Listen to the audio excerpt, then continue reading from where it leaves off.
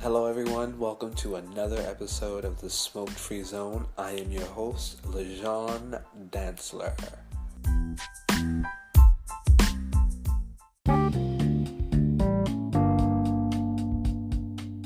Well, in today's topic, I discuss R.Kelly versus the Lifetime Network.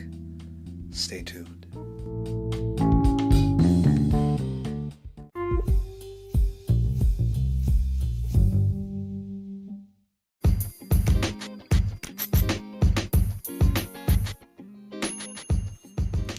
So yesterday, Lifetime released a documentary, Volume 1 of R. Kelly, and it was quite disturbing.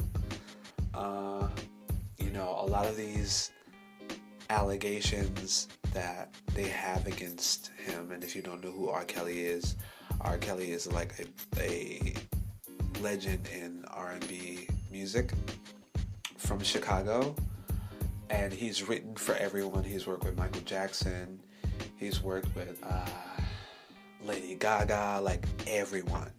He also writes a lot for different artists like Justin Bieber. Like, he's super talented, and he's made lots and tons of like iconic music in pop culture.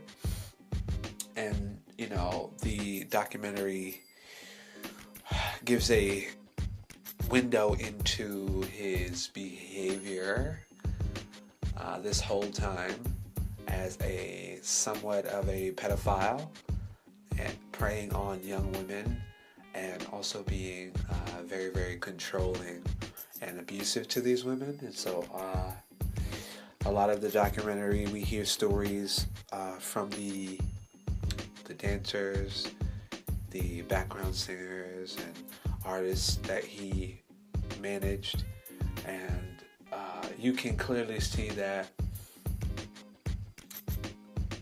some of these women have not healed from the pain, and you can I can only imagine that it's continuously affected their lives as adult women, because when they first was introduced to R. Kelly and met him, they were all in their teens, like 16 and 12 and 14, while he was in his 20s. He's like 23, I believe. And so the documentary starts off with a little bit of history and background into his childhood. And in his childhood, back in the day, a lot of broken families and a lot of abuse and things like that. And R. Kelly's family was definitely one of those families. And in the documentary, his younger brother comes out and says, or admits, that he was molested by a family member.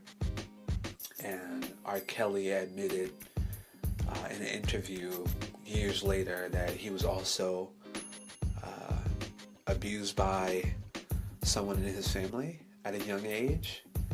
And so the tone of the documentary starts off with that, like him coming from a broken home and being an introvert and teased and picked on, and finding music as an outlet.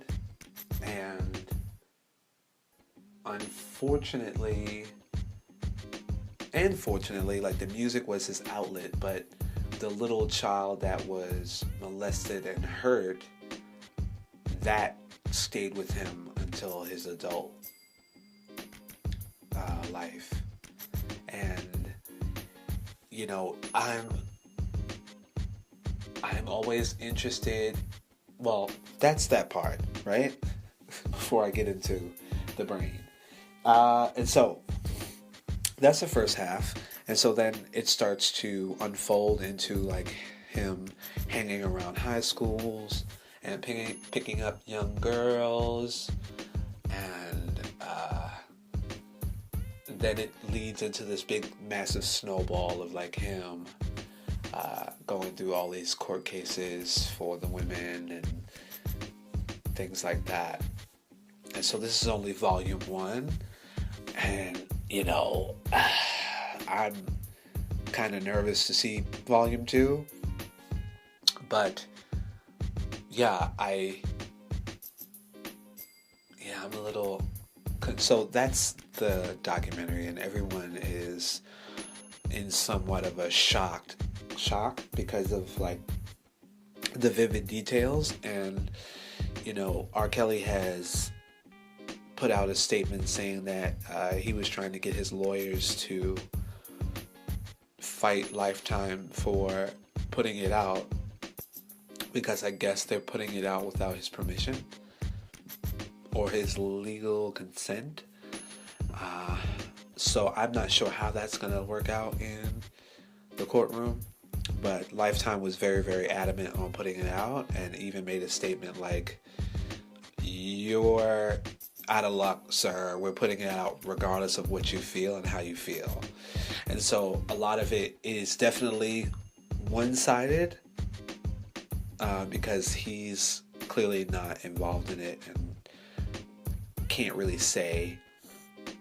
And so like it's all these people basically giving their side of the R. Kelly story. So so if you're not familiar with his music, I am going to enlighten you real quick. Stay tuned. I will be right back with my opinion about how it all went down and the psychology of it. So stay tuned.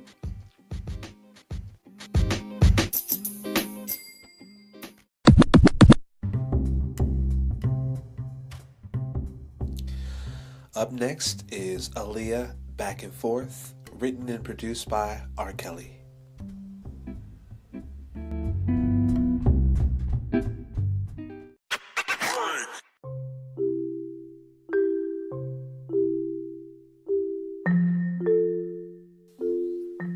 Alright, so,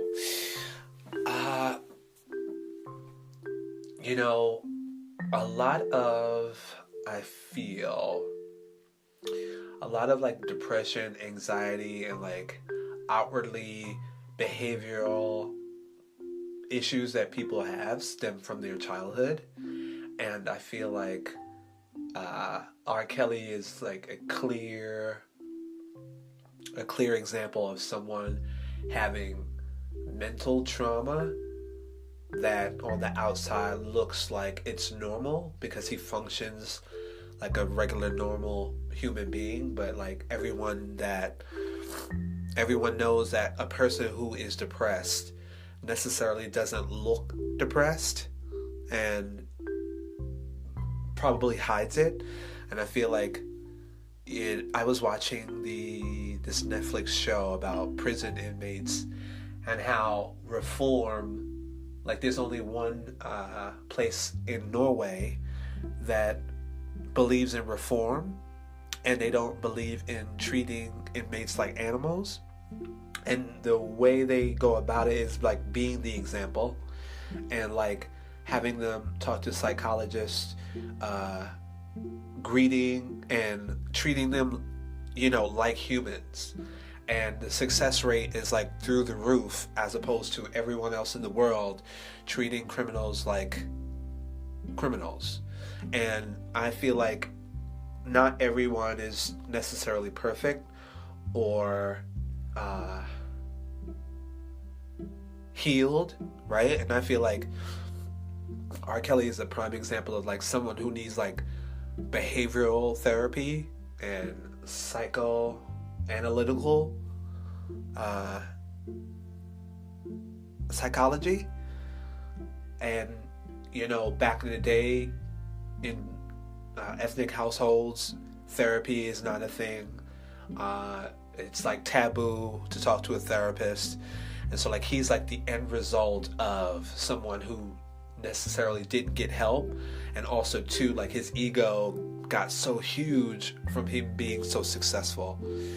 And so like I think what he did, you know, I necessarily won't get into my personal views on it. I think I'm sharing this with you all to dig deep within yourself and try to find resolve in like any issues that you may have, so that you're not necessarily walking around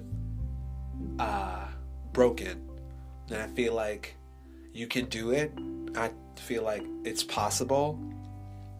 I feel like once you understand the brain and once you understand human behavior, it's more easier to like set up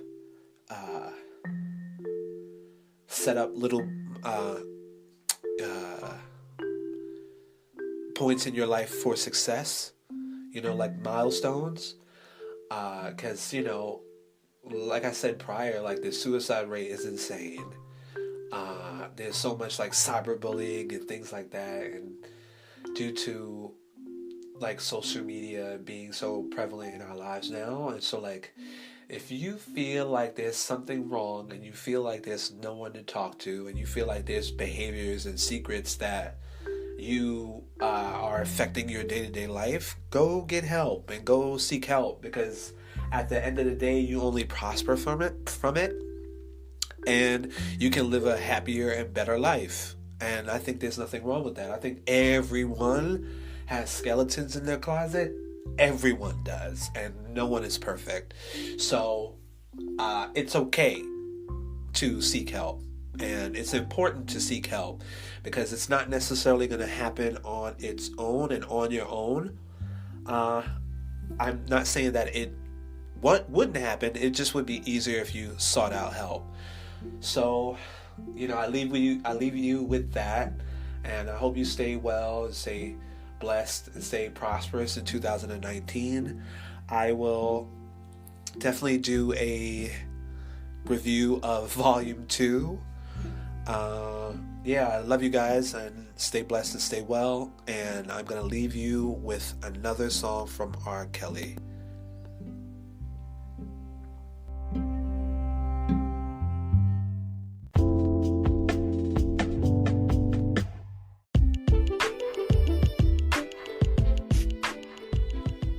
Up next is Slow Wine by R.Kelly.